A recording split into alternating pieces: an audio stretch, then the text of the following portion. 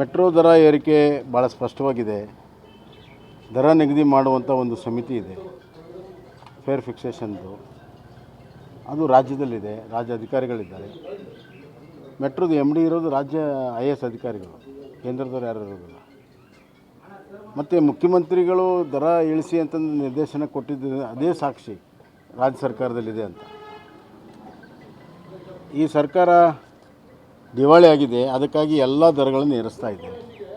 ಯಾವ ಸಂಸ್ಥೆಯೂ ಕೂಡ ನಡೆಸೋಕ್ಕೆ ಸಾಧ್ಯ ಆಗ್ತಾಯಿಲ್ಲ. KSRTC ಇರ್ಬೋದು, ಎಸ್ಕಾಮ್ಸ್ಗಳಿರ್ಬೋದು, ಕರೆಂಟಿಂದಿರ್ಬೋದು, ಹಾಲಿಂದಿರ್ಬೋದು, ಎಲ್ಲ ದರಗಳನ್ನು ಏರಿಸ್ತಾ ಇದ್ದೇವೆ, ವಿಪರೀತ ಏರಿಸ್ತಾ ಇದೆ. ದಿನನಿತ್ಯ ನಾವು ಬೆಲೆ ಏರಿಕೆಯ ಸುದ್ದಿಯನ್ನು ಕೇಳ್ತಾ ಇದ್ದೇವೆ. ಅದರಲ್ಲಿ ಮೆಟ್ರೋ ಕೂಡ ಒಂದು. ಭಾಳಷ್ಟು ಸಾರ್ವಜನಿಕರಿಗೆ ತೊಂದರೆ ಆಗ್ತಾಯಿದೆ. ಈ ಸರ್ಕಾರ ತನ್ನ ಒಂದು ಹಣಕಾಸಿನ ನಿರ್ವಹಣೆಯಲ್ಲಿ ವೈಫಲ್ಯ ಕಾರಣದಿಂದ ಅದರೆಲ್ಲ ಭಾರ ಜನರ ಮೇಲೆ ಹಾಕ್ತಾಯಿದೆ. ಇದು ಖಂಡನೀಯ. ಮೈಸೂರಿನ ಪೊಲೀಸ್ ಠಾಣೆ ದಾಳಿ ವಿಚಾರ ಸಂಬಂಧಪಟ್ಟ ಅಮಾಯಕನ ಪರಿಣಾಮ ಆಗ್ತದೆ ನೋಡಿ. ಯಾವಾಗ ಹುಬ್ಬಳ್ಳಿ ಪೊಲೀಸ್ ಸ್ಟೇಷನ್ ಮೇಲೆ ದಾಳಿ ಆಗಿರೋ ಕೇಸನ್ನು ತಗೊಂಡು ಸಮಾಜಘಾತಕ ಶಕ್ತಿಗಳಿಗೆ ಪ್ರೋತ್ಸಾಹ ಸಿಕ್ಕಿದೆ. ಪೊಲೀಸ್ ಸ್ಟೇಷನ್ ಮೇಲೇ ದಾಳಿ ಮಾಡ್ತಾರಂತಂದರೆ ಅವ್ರಿಗೆ ಯಾವ ಕುಮ್ಮಕ್ಕಿರ್ಬೋದು, ಯಾವ ರಾಜಕೀಯ ಬೆಂಬಲದಿಂದ ಮಾಡ್ತಿರ್ಬೋದು ಭಾಳ ಸ್ಪಷ್ಟವಾಗಿದೆ. ಅಲ್ಲಿ ಮೈಸೂರಿನಲ್ಲಿ ಹಿಂದೆ ಅವ್ರ ಶಾಸಕರು ತನ್ವೀರ್ ಸೇಠ್ ಅವ್ರ ಮೇಲೆ PFIದವ್ರು ಅಟ್ಯಾಕ್ ಮಾಡಿರುವಂಥ ಹಲವಾರು ಘಟನೆಗಳಿದೆ.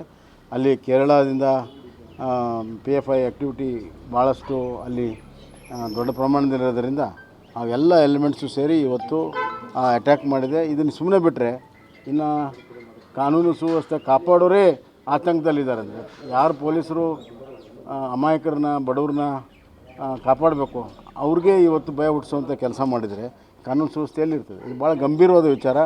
ಮುಖ್ಯಮಂತ್ರಿಗಳು ಭಾಳ ಗಂಭೀರವಾಗಿ ತೊಗೋಬೇಕು.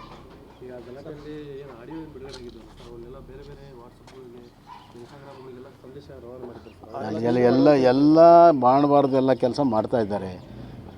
ಪೊಲೀಸರ ಗಮನಕ್ಕಿದೆ, ಅವರು ಕ್ರಮ ತೆಗೆದುಕೊಳ್ಳೋ ತಯಾರಿದ್ದಾರೆ. ರಾಜಕೀಯ ಒತ್ತಡದಿಂದ ಆಗ್ತಾಯಿಲ್ಲ ನೋಡಿ. ಅದೆಲ್ಲ ಸುಮ್ಮನೆ ಈಗ ಸ್ಪಷ್ಟವಾಗಿ ಯಾರಿದ್ದಾರೆ ಅಂತ ವಿಡಿಯೋದಲ್ಲಿದೆ. ವಿಡಿಯೋದಲ್ಲಿ ಅಂಗೈ ಹುಣ್ಣಿಗೆ ಸಾಕ್ಷಿ ಬೇಕಾ? ವಿಡಿಯೋದಲ್ಲಿ ಇದನ್ನು ಆ್ಯಕ್ಷನ್ ತೊಗೊಳ್ಳಿ.